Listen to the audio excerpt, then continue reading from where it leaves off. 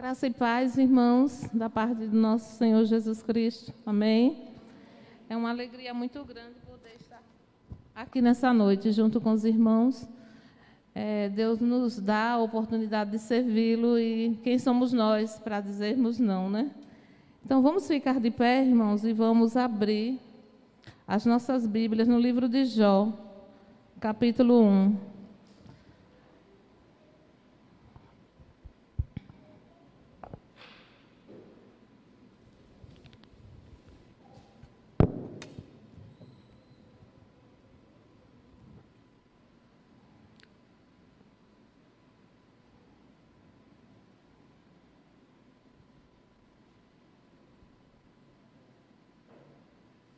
Pronto, vamos começar, né? Na terra de Uz vivia um homem chamado Jó.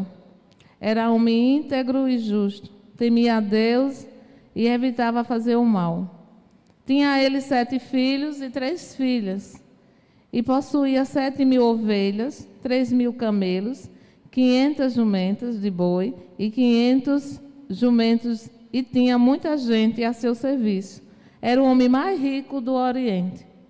Seus filhos costumava dar banquetes em casa, um de cada vez, e convidava suas 3 irmãs para comer e beberem com eles. Terminado um período de banquete, Jó mandava chamá-los e fazia com que se purificassem. De madrugada ele oferecia um holocausto em favor de cada um deles, pois pensava: talvez os meus filhos tenham lá no íntimo pecado e amaldiçoado a Deus. Essa era a prática constante de Jó. Certo dia, os anjos vieram apresentar-se ao Senhor e Satanás também veio com eles. O Senhor disse a Satanás: de onde você veio? Satanás respondeu ao Senhor: de perambular pela terra e andar por ela. Disse então o Senhor a Satanás: reparou o meu servo Jó? Não há ninguém na terra como ele, irrepreensível, íntegro, homem que teme a Deus e evita o mal. Será que Jó não tem razões para temer a Deus? Respondeu Satanás: acho que não puseste uma cerca em volta da família dele, de tudo o que ele possui. Tu mesmo tens abençoado tudo o que ele faz, de modo que os seus rebanhos estão espalhados por toda a terra. Mas estende a tua mão e fere tudo o que ele tem, e com certeza ele te amaldiçoará na tua face. O Senhor disse a Satanás: pois bem, tudo o que ele possui está nas suas mãos, apenas não toque nele. Então Satanás saiu da presença do Senhor. 13. Certo dia, quando os filhos e filhas de Jó estavam em um banquete, comendo e bebendo vinho na casa do irmão mais velho, um mensageiro veio dizer a Jó: os bois estavam arando e os jumentos estavam pastando por perto, quando os sabeus o atacaram e os levaram embora. Mataram a espada os empregados, e eu fui o único que escapou para lhe contar.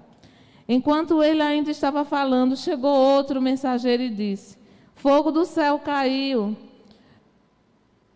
e queimou totalmente as ovelhas e os empregados, e eu fui o único que escapou para contar a vocês. Enquanto ele ainda estava falando, chegou outro mensageiro e disse: vieram caldeus em 3 bandos, atacaram os camelos e levaram embora, mataram a espada os empregados, e eu fui o único que escapou para contar a vocês. Enquanto ele ainda estava falando, chegou ainda outro mensageiro e disse: seus filhos e suas filhas estavam no banquete, comendo e bebendo vinho na casa do irmão mais velho, quando de repente um vento muito forte veio do deserto e atingiu os 4 cantos da casa e desabou. Eles morreram, e eu fui o único que escapou para contar a você. Ao ouvir isso, Jó levantou-se, rasgou o manto, raspou a cabeça, então prostrou-se com o rosto em terra em adoração. No 2, de 1 a 17, ou de 1 a 7, no outro dia, os anjos vieram apresentar-se ao Senhor, e Satanás também veio. com eles para apresentar-se. O Senhor disse a Satanás: de onde vem? Satanás respondeu ao Senhor: de perambular pela terra e andar por ela. Disse então o Senhor a Satanás: reparou meu servo Jó? Não há ninguém na terra como ele, irrepreensível, íntegro, homem que teme a Deus e evita o mal. Ele se mantém íntegro, apesar de você me haver instigado contra ele para arruiná-lo sem motivo. Pele por pele, respondeu Satanás, o homem dará o que tem por sua vida. Estende a tua mão e fere sua carne, os seus ossos, e com certeza ele te amaldiçoará na tua face. O Senhor disse a Satanás: pois bem, ele está nas tuas mãos, apenas poupe a vida dele. Saiu, pois, Satanás da presença do Senhor e afligiu Jó com feridas terríveis, da sola do pé ao alto da cabeça. Amém? Pode sentar, irmãos. Uma leitura longa, mas fiz questão de fazer. O título da nossa mensagem diz: crise, perda e dor. Como enfrentá-las?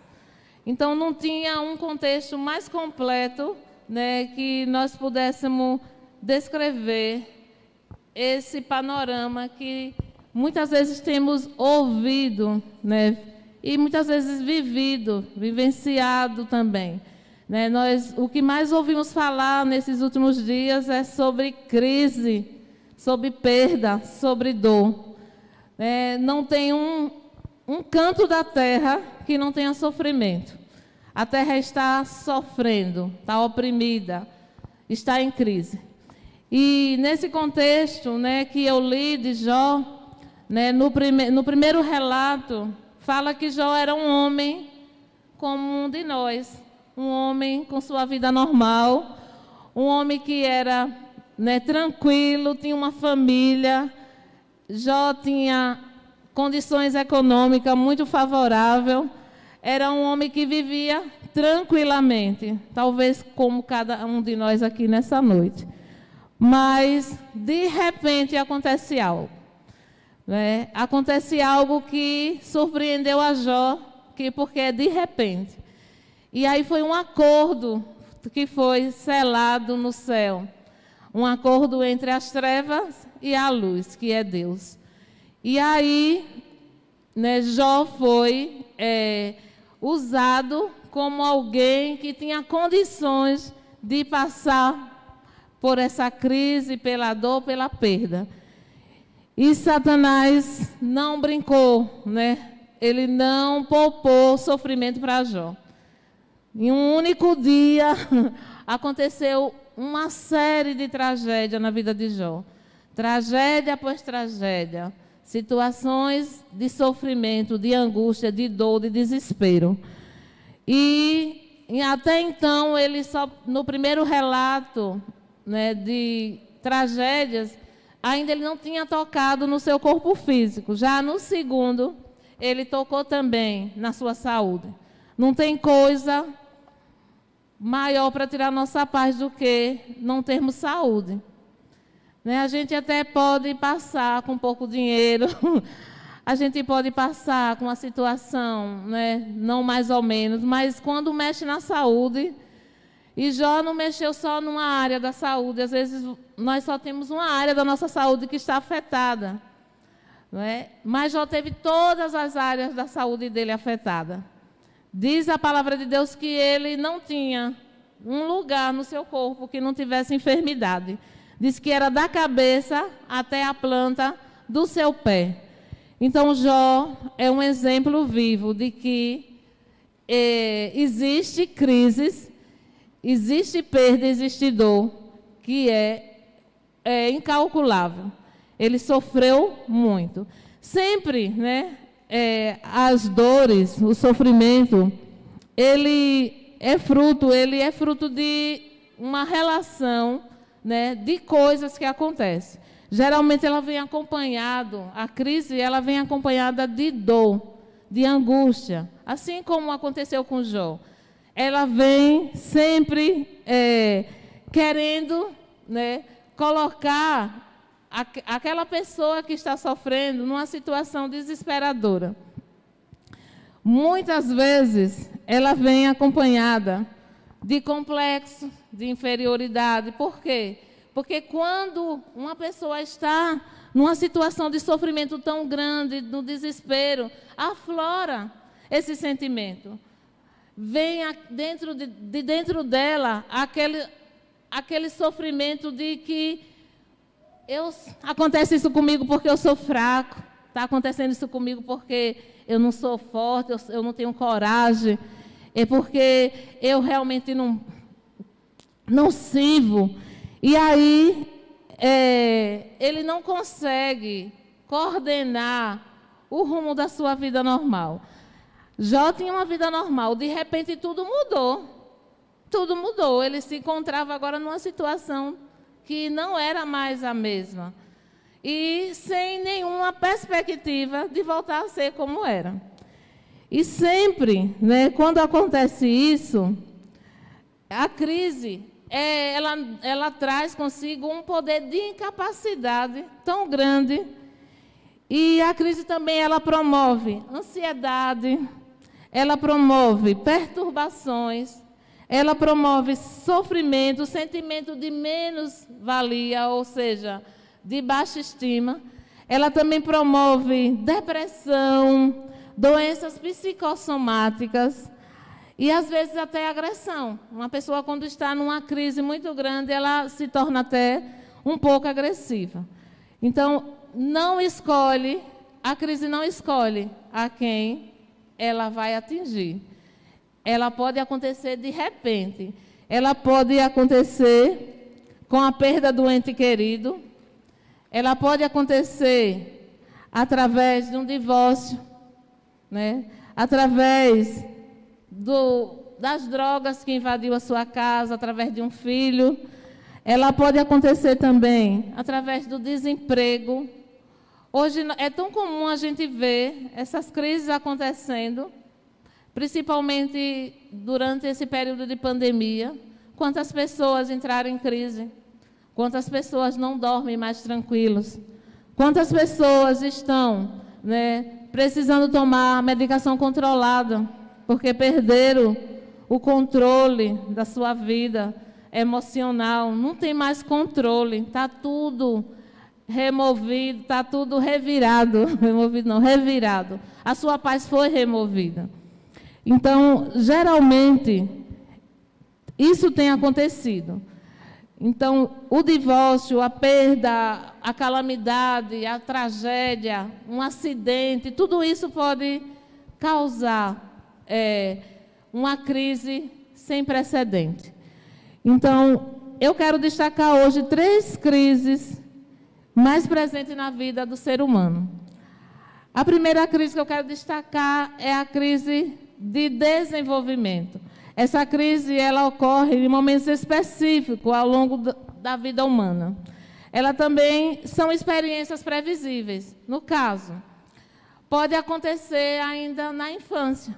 Uma criança tem um trauma dentro da sua casa, algo que aconteceu com ela. Pode acontecer com a criança, pode acontecer com o adolescente, uma situação de bullying que leva ele a ter um complexo de inferioridade. E ele entra numa crise sem precedente, que ela se arrasta, ela vai muito além, né? E pode acontecer também em situação de um casamento mal sucedido, pode acontecer também alguma coisa que aconteceu, um abuso sexual, uma situação bem traumática. Isso aí desencadeia uma crise muito forte. Então, a crise de desenvolvimento, ela não escolhe idade. Pode ser na criancinha, pode ser no idoso, no jovem, no adolescente. Pode ser em qualquer uma faixa etária dessa. Muitas vezes os idosos, ele entra numa crise tão profunda quando ele está perto de se aposentar. Talvez aqui algum tenha passado por isso. Vão me aposentar, o que vai ser agora de mim? Vou ficar se fazendo o quê? Eu era acostumada a trabalhar e entra numa crise. Ele entra numa crise. Então, a crise do desenvolvimento. E eu encontro aqui no capítulo 5 de Jó, que Jó apresenta dentro da sua casa uma crise. A crise dele, no versículo 5, diz assim, olha, terminado um período de banquete, Jó mandava chamá-los e fazia com que se purificasse. De madrugada, ele oferecia um holocausto em favor de cada um deles, pois pensava, talvez os meus filhos tenham lá no íntimo pecado e amaldiçoado a Deus. Essa era a prática constante de Jó. Então, a gente vê aqui uma crise familiar em relação à fé e à santificação dos filhos. Quantas vezes os pais vivem uma crise, né, emocional porque não conseguiu levar seus filhos a uma comunhão plena com Deus. Jó tinha comunhão com Deus. Jó tinha, ele reconhecia que Deus era santo e reverenciava essa santidade, mas seus filhos gostavam de umas festas, gostavam de umas baladas, né? Ele tinha 10 filhos, 7 homens e 3 mulheres.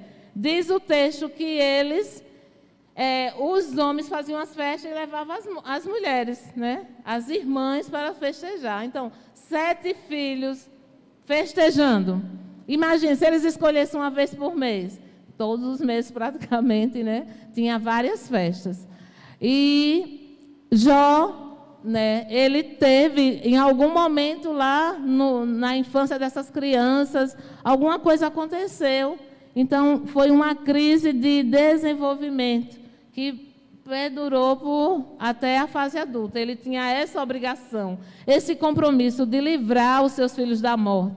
Porque quando ele oferecia sacrifício, era com medo que eles tivessem pecado, que eles tivessem desobedecido a Deus. E ele tinha esse temor, então oferecia sacrifício.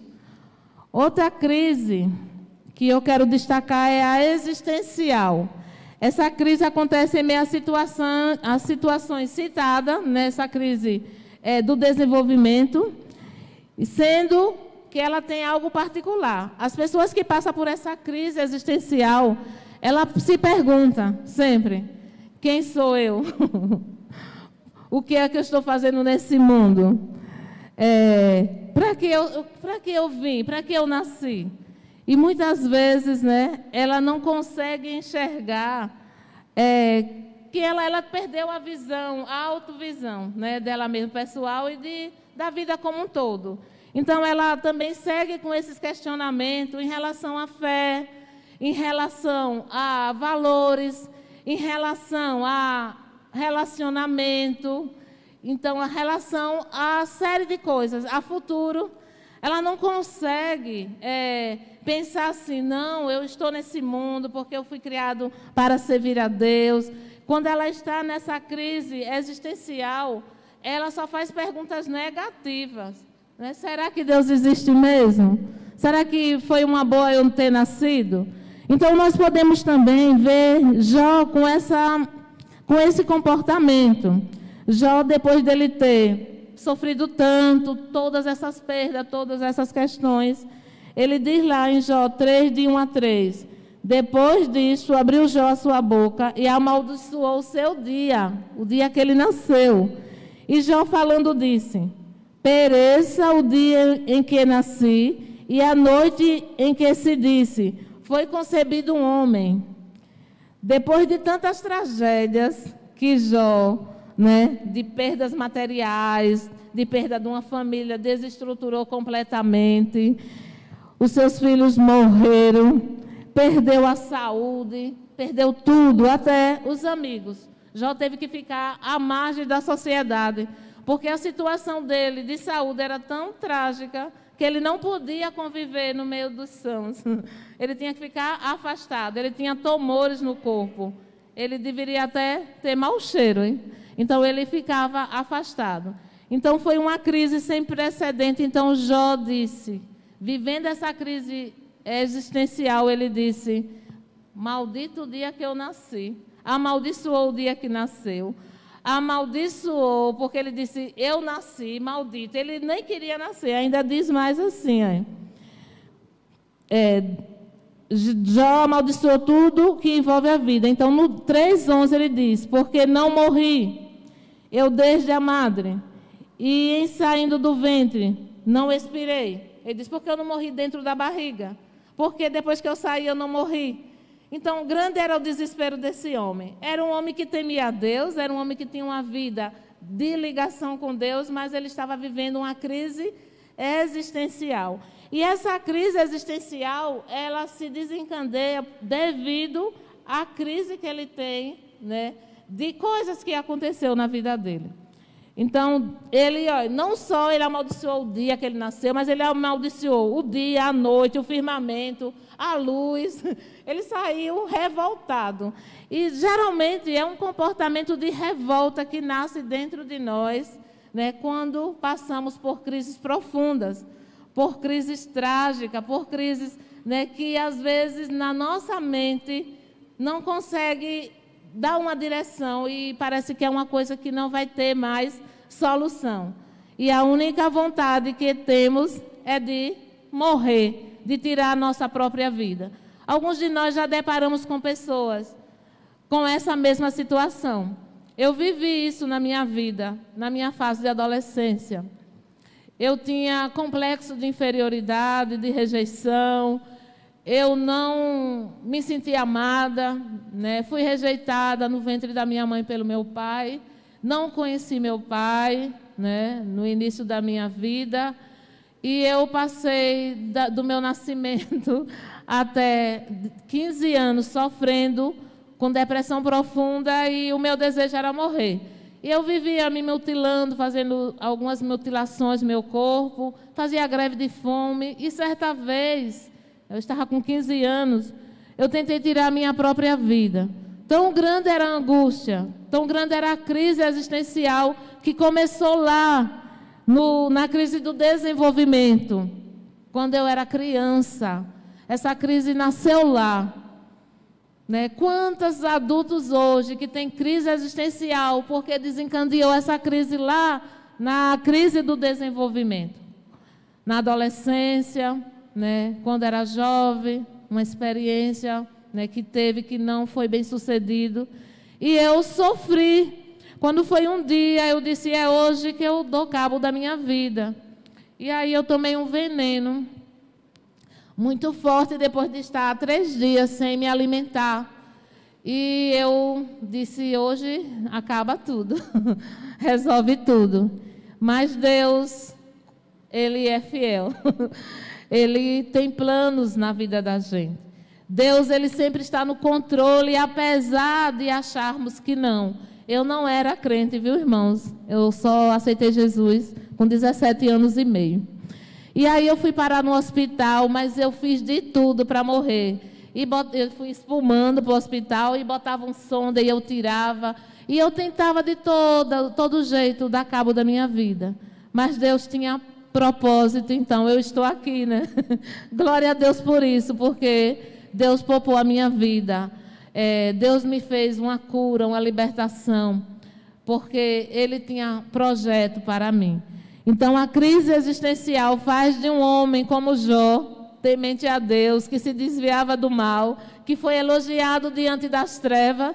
Olha, tem visto o meu servo? Faz desse homem um homem todo confuso, atrapalhado, sem coordenar suas ideias, tendo somente murmuração nos seus lábios. E chega ao ponto de querer morrer, né? Se arrepender, amaldiçoar o dia que nasceu. Então, essa crise é uma crise que tem afetado muitos em nossos dias. Muitos, e devemos estar preparados para não só, né, ter o que falar, como ajudar, mas também orar, né, para que Deus possa nos ajudar. A última crise é a crise acidental ou situacionais. A crise acidental é aquela que acontece através de algo bem dramático, que é uma ameaça repentina, né, que tem uma perda inesperada. No caso, uma morte repentina de um ente querido. Né? Ultimamente a gente tem ouvido nos jornais uma morte de uma criança, que levou uma população todinha a se revoltar. Né? Foi a morte de uma criança aqui no Santa Maria. Então, foi muito inesperado isso para aquela mãe, para os amigos, para os vizinhos. E essa crise, ela trouxe muita dor, né? Ela sempre vem acompanhada de dor. E o questionamento que essas pessoas fazem diante disso, mas era uma criança, Senhor. Era uma criança inocente, era um anjo, né? Que a gente diz sempre que as crianças são anjos. Mas Deus permite. Não sabemos por quê, né? A história de Jó foi contada que tinha um acordo, mas na nossa vida nós não sabemos por quê. Mas depois que a gente vence, a gente descobre por quê, né? Por que passamos, para que passamos. Então, essa crise acidental, nós vimos também, né, lá no livro de Jó, no verso de 1 a 13, né, a gente já leu e vê lá como era.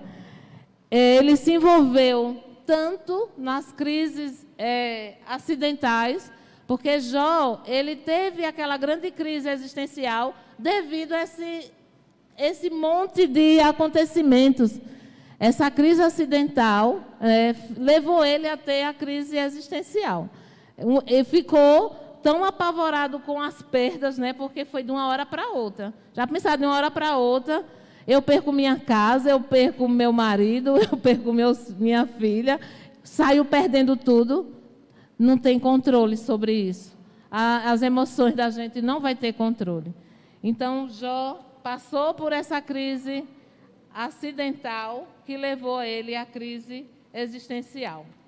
Então, diante de tudo isso, Jó ainda apesar de ter perdido o equilíbrio, apesar de ele ter amaldiçoado, apesar de ele não estar na sua perfeita saúde mental, né? Seu controle emocional, ele ainda pôde dizer, em Jó 19, 25, ele diz: porque eu sei que o meu Redentor vive, e que por fim ele se levantará, e sobre a terra. Jó considerou que Deus poderia tirá-lo da sua situação triste, né? Ele disse: eu bem sei, porque eu sei que o meu Redentor vive. Ele diz isso diante de uma arguição, né, que um amigo dele, porque ele não só sofreu tudo isso, mas ele tinha ainda amigos que se diziam amigos, mas estava questionando ele. Será que você não está assim porque tem um pecado? Não é porque você pecou, não é porque você não tem alguma coisa que não está certa em você. Então, um amigo oprimindo, acusando, ele disse: olha, eu sei que o meu Redentor vive. Quando Jó fala isso, ele tira de dentro dele uma esperança. Tem que haver em nós uma esperança. Tem que haver em nós esse inclinar para o céu, inclinar para as coisas que Deus já tem falado, né? Deus tem promessas e a gente tem que nos segurar nessas promessas. Deus prometeu que nós venceríamos, que nós teríamos lutas, nós teríamos dificuldade nessa terra, mas Ele disse: se anime, se alegre, se apegue nas promessas, que eu cumpro as minhas promessas. Deus é capaz de cumprir as promessas dEle. Nós devemos ver nas crises uma oportunidade. Como devemos ver na crise essa oportunidade? Eu pesquisei sobre a palavra crise e eu descobri que em chinês essa palavra crise, ela significa perigo e oportunidade. E contextualizando com esse texto, né, desse texto de Jó, eu pude ver que o perigo se refere à ameaça. Essa ameaça que a crise traz, sentimento de desconfortável, de tristeza, de angústia. Então, o perigo é essa incerteza que a crise traz. E a oportunidade é fazer com que, em meio à crise, nós tenhamos uma oportunidade e uma possibilidade de crescimento. Veja na crise uma oportunidade e uma possibilidade de crescimento. Não é uma tarefa fácil para ninguém. A gente falando assim, né? Mas como é que a gente vai estar otimista diante da perda de um filho? Não é? Como nós seremos otimistas diante da perda de um bem tão importante para nós? Então, não é fácil essa tarefa, mas Romanos 8, 28 diz que todas as coisas contribuem para o bem daqueles que amam a Deus, daqueles que são chamados segundo os seus propósitos. Isso quer dizer que você tem a seu favor, Deus lhe dá essa condição de você ter a seu favor a promessa de que tudo coopera para o seu bem, até uma grande crise. Uma grande crise, eu não entendi, porque eu sempre tive problemas de saúde. Não tem remédio que me cure desses problemas de saúde. Em tudo, né? Todas as coisas cooperam para o seu bem. E a crise, ela é uma oportunidade de crescimento. Nós temos que usar a crise como uma oportunidade de crescimento. Deus nos dá essa condição.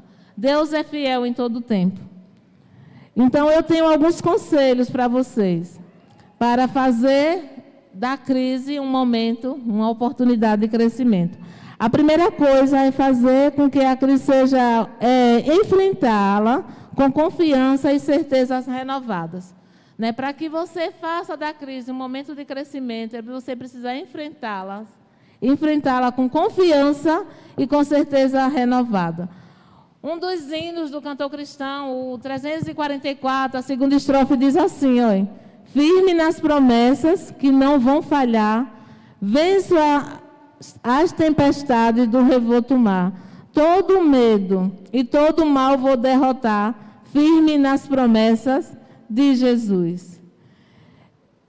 Deus prometeu. As promessas dele, elas são infalíveis. Ele fala, ele cumpre. Deus não é homem para que minta, nem filho do homem para que se arrependa. Então, o que deve nascer em nosso coração é o desejo de ver as promessas de Deus cumpridas em nossas vidas. É bastante terapêutico manter a mente e o coração repleto de esperança. Nós podemos ter esperança. Ainda há chance de termos esperança. Nem tudo está perdido. Jó estava no fundo do poço, mas nem tudo estava perdido para ele. Jó diz no 42:2 assim, bem sei eu que tudo podes fazer, todas as coisas, nenhum dos teus planos pode ser frustrado. Em meio a tanto sofrimento, e aí quando ele diz isso, as coisas já estavam se organizando. Ele já estava, tendo um diálogo com Deus, ele questionou, ele fez perguntas do tipo da crise existencial, mas ele já está num estágio melhor. Ele já pôde dizer, bem sei eu que tudo podes, e nenhum dos teus planos pode ser frustrado. Os planos do Senhor nunca vão ser frustrados para nós. Não importa o que passemos, o Senhor continua com as suas promessas de pé para nós. Você pode estar passando inúmeras lutas, inúmeras dificuldades. Você pode estar em vários tipos de crise. Talvez você nunca saiu de crises. Mas eu quero lhe dizer nessa noite, há esperança para você. Jó conseguiu ter esperança. Jó conseguiu ver Deus concretizar na vida dele as promessas dele. Então, nós precisamos ver em cada um de nós um esforço comum para isso. Através da leitura, a leitura da palavra, a leitura dos cânticos. Quem sabe até você canta essas promessas, vive essas promessas. O profeta Jeremias também diz, ele diz assim, quero trazer à memória, no capítulo 3, 21, quero trazer à memória o que me pode dar esperança. O que deve ocupar a nossa mente nesses momentos tão difíceis que a gente vem a passar é aquilo que pode nos dar esperança. Viva, com esperança. Creia na esperança que Deus pode dar para você, para mim, para você. E o louvor, é uma arma poderosa para isso. Louvar, né? Cantar louvores. É difícil, né? A Bíblia diz que é para a gente fazer, sempre que possível, sacrifício de louvor. Já pensou o sofrimento em cima da gente e a gente ainda ter condições de louvar? Eu vou louvar, mas sabe como é que sai esse louvor? Ele sai tão embaçado, tão dolorido aqui, não é, na garganta. Eu não sei se algum irmão aqui já teve essa oportunidade de cantar em meio ao sofrimento, em meio à dor, né? E aí o louvor sai embaçado. E Deus chama isso de sacrifício de louvor. O sacrifício de louvor agrada ao coração de Deus. E nós podemos ver que o louvor é uma arma poderosa contra as investidas do inimigo. A primeira coisa. A segunda coisa, o conselho que eu dou para você fazer da crise uma oportunidade de crescimento, é compartilhar as suas necessidades. Muitas vezes a gente quer sofrer sozinho. Eu não vou contar para ninguém meu sofrimento. Eu não confio em ninguém. Eu vou ficar aqui só eu e Deus, só Deus e eu. Mas Deus, Ele lhe dá a oportunidade de ter irmãos, né? Procure, né, o grupo de oração, de intercessão da igreja. Se você não quer estender o seu problema para um grupo maior, procure um irmão individual. Procure um amigo. Tem pessoas que têm amigo de infância e é confidente, né? Pode estar compartilhando, vai aliviar, né? Orar, pedir orações. Está ali confiando, tem pastor da igreja, tem sua esposa. Eu tenho experiência de não sofrer calada. Eu tenho aqui umas irmãs que quando eu estou na luta, que sempre aparece, né? Sempre aparecem as crises. Eu ligo para ela, eu mando áudio, eu vou na casa delas e aí elas oram por mim. É muito confortante a gente saber que tem pessoas intercedendo por nós no momento de sofrimento. A gente sempre vê nos grupos, né? Uma tragédia aconteceu, algo forte aconteceu. Irmãos, ore pela minha família, ore pelo meu filho, ore por mim, ore pelo meu esposo. Aconteceu isso. E aí a gente entra em oração com amor, com alegria, com o desejo de ver Deus realizando o milagre. Quantos milagres já foram acontecidos? Quantos milagres já foram feitos através das orações dos irmãos, da oração da igreja, da oração de pessoas, né, que levam com seriedade esse ministério de oração, de intercessão. Quantas pessoas já aconteceu isso? Quantas vezes Deus já lhe tirou do fundo do poço?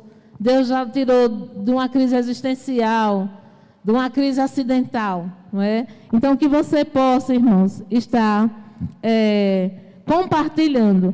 Jesus, ele diz no verso 26 de Mateus 38, ele diz assim: a minha alma está profundamente triste, numa tristeza mortal. Fiquem aqui e vigiem comigo. Jesus queria muito a ajuda dos discípulos, a importância da intercessão. Jesus queria muito que os discípulos orassem. Jesus estava angustiado até a morte. Ele estava com uma crise existencial, viu? Porque ele ia ter que passar pela cruz. A cruz era algo terrível. Cruz é lugar de maldição. Ele sabia tudo o que iria acontecer com ele. Ele sabia do sofrimento. Mas ele pediu socorro. Peça socorro quando você precisar, quando você estiver se sentindo muito atribulado. E Jesus disse: eu estou angustiado até a morte. Fique aqui e ore comigo. Ore, por favor, por mim. E quando ele voltou, encontrou eles dormindo. Eles não foram fiéis ao pedido de Jesus. Lá em Gálatas 6:2 diz: levai as cargas uns dos outros. Em Tiago 5:16, na parte B diz: orai uns pelos outros para que sareis. A oração feita por um justo pode muito em seus efeitos. Então, você faça desse momento de crise um momento de enfrentar essa situação com confiança renovada, né, e com a certeza de que Deus cumpre as promessas dele. Também compartilhe com as pessoas que você confia. Compartilhe com o seu grupo de oração, com uma pessoa que ora, com sua mãe, com sua irmã. Pessoas que vão realmente lhe ajudar Você também pode, em terceiro lugar, fazer um balanço da real situação. Geralmente, né, a crise gera dor e desconforto, mas a gente pode, né, às vezes, em meio a essa emoção, não ver com clareza que solução, que direção seguir, né? A gente não tem, né, essa facilidade. Mas vamos fazer um balanço por onde eu começo. Tem situações nas nossas vidas que a gente não vai mudar, né? Não vai poder mudar. Tem crises que elas não vão nos tornar normais mais nunca. Creio que Jó nunca mais foi o mesmo. Porque quando a gente perde um ente querido, isso aí não tem como, mas a gente pode se adaptar. Tem pessoas que perdem e eles não conseguem mais voltar a uma vida normal. Ele entra num estado de depressão, né? É eterno. Mas tem outros que conseguem, aos poucos, se erguer, né? Se planejar, como eu vou fazer agora, como eu vou... Uma esposa mesmo que perde um marido depois de 30 anos de casada. Viveu naquela dependência daquele cônjuge. Como ela vai voltar à sua vida normal? Do jeito que era? Nunca mais. Mas ela pode se readaptar à nova situação. Ela pode rever como ela pode fazer para se sair, para não ficar prostrada aí e avançar nisso aí. Então, vamos ver como é que nós podemos agir e lidar com essas crises. Então, irmãos, eu quero finalizar chamando a sua atenção para o fato de que a crise será sempre uma oportunidade, se você estiver disposto a fazer dessa situação difícil um momento de crescimento. E para isso é preciso investir em tempo, em confiança, em esforço e num projeto concreto de enfrentamento. É como eu estava dizendo, né? A gente tem que investir. A gente tem que realmente lutar. Não há vitória sem luta. De jeito nenhum não sairemos vencedores de nada se não lutarmos. Nos colocarmos de pé e caminhar. Jó, né, diante da situação, em Jó 2, 9, a mulher dele disse assim para ele: diante de tudo que já tem acontecido, você não tem mais nada a perder. Sabe o que é que eu digo para você? Amaldiçoa a Deus e morre. Não tem mais chance para você. Ela deu o veredito para Jó. Você não tem mais nada a fazer. Mas Jó disse que não. Ele teve uma experiência profunda com Deus. Ele esperou o momento de Deus agir. Deus tem um momento certo para agir na vida de cada um de nós, em meio às nossas crises, seja ela qual for. Deus tem um momento certo. E Jó, né, a Bíblia, o livro de Jó fala de tudo que já passou, os questionamentos, depois ele argui Deus argui ele, e Jó tem um encontro com Deus. Ele diz no 42:5, com os meus ouvidos eu ouvira falar de ti, mas agora te vê os meus olhos. Jó pôde ver, contemplar o favor de Deus, a misericórdia, a graça do Senhor sobre a vida dele. A experiência que Jó teve, ele não seria mais nunca o mesmo, e ele não foi mais o mesmo. Experiências que nós adquirimos depois de uma trajetória de crises, ela muda completamente a nossa vida, nos dá mais maturidade, nos dá mais discernimento, nos dá mais esperança. Porque sempre que a gente estiver em outra situação, a gente vai lembrar que a gente passou aquilo nas nossas vidas e nós, né, fomos exaltados pelo Senhor. Então, irmãos, sempre lembrem, façam, né, das crises um momento de você refletir, de você crescer. Que as possíveis crises e perdas que você venha a experimentar possa ser seguramente oportunidade de crescimento pessoal e espiritual. Você precisa vivenciar isso na sua vida. Eu preciso vivenciar isso. Glória a Deus, porque através da vida de Jó, nós podemos tirar lições preciosas para as nossas vidas. e saber que não estamos só nesse mundo, que há situações adversas, ela está para vir para qualquer um de nós. Ela não escolhe a hora, não escolhe a pessoa. Mas de uma coisa nós temos certeza: Deus é fiel. Deus está conosco. Deus é o provedor das nossas vidas. É Ele que vai adiante de nós e nos dá a vitória. Amém. Vamos ficar de pé, irmãos, e vamos orar nesse momento. Senhor, nós te louvamos, porque o Senhor é fiel. A tua palavra é viva, eficaz. Obrigada, Senhor, pela oportunidade que tivemos nessa noite de falar um pouco sobre Jó, sobre do que Jó representou na história, para ti, para os seus e para nós. Até hoje nós podemos ver que o Senhor é fiel. É fiel porque o Senhor agiu na vida de Jó. O Senhor conhecia Jó, ó Deus, intimamente. Ó Deus, Jó se dedicava ao Senhor. Jó era um homem temente a ti. Foi provado e aprovado pelo Senhor. Meu Deus, que nessa noite o Senhor nos desperte para sermos levados, meu Deus, a ter uma vida de comunhão plena, a ter uma vida fortalecida na palavra.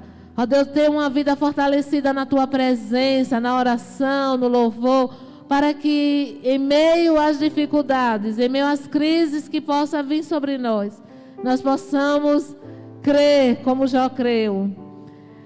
Eu bem sei que o meu Redentor vive e que por certo se levantará. Que nós possamos ter palavras de fé, de esperança, de certeza, de que nada dura para sempre, o sofrimento não é para sempre, a dor, a crise não é para sempre. O Senhor se levantará e nos fará, ó Deus, prosperar na nossa vida espiritual, emocional, física.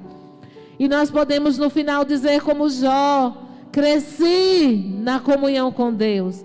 Antes eu tinha uma vida limitada de comunhão, mas hoje eu tenho uma vida plena no Senhor. Senhor, muito obrigada, Senhor, pela tua palavra, por tudo que o Senhor realizou através dessa palavra. Em nome de Jesus. Amém.